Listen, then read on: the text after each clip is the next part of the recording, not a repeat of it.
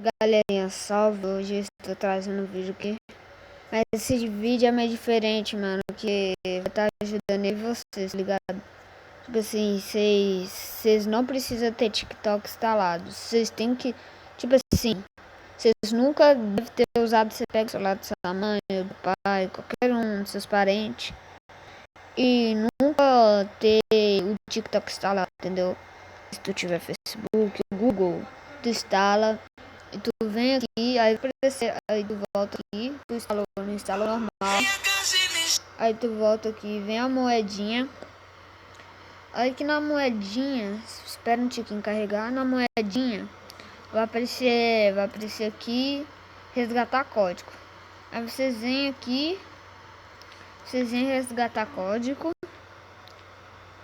Daqui de resgatar código, vocês usam esse link aqui, tá vendo? Vocês usam esse código aqui, ó, que vocês vai estar usando meu código, eu vou ganhar dinheiro. Aí sabe o que eu vou fazer, mano? Eu vou sortear uma conta, vou mostrar, vou gravar ela quando pelo menos tiver pelo menos uma pessoa usando meu código, a meta nesse vídeo. Ó, vamos fazer assim, galera.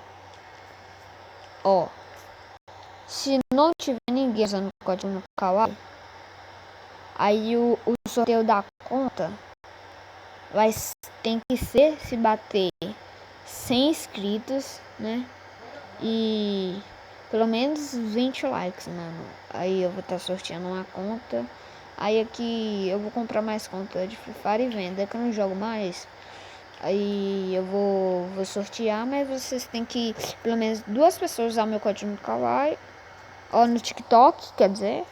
Aí se bater 2 pessoas, eu vou gravar eu vou colocar, vou fazer um vídeo ao vivo. Vou estar sorteando a conta, mano. E olha que não vai ter quase ninguém. Tipo assim, eu tenho um pouco inscrito e a conta é full. Tipo assim, eu vou estar dentro dela mostrando a conta pra vocês no dia de sorteio.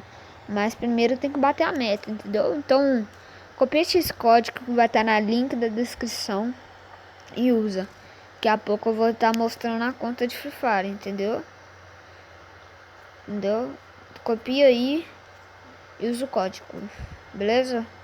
Ó, sorteio se bater a meta hoje ou amanhã, vai até 26 de maio. Vai, se inscreve aí, cria conta fake, vai no celular da mamãe e usa meu código que vai estar no link da descrição. Obrigado, galerinha. Falou! Calma aí. Falou!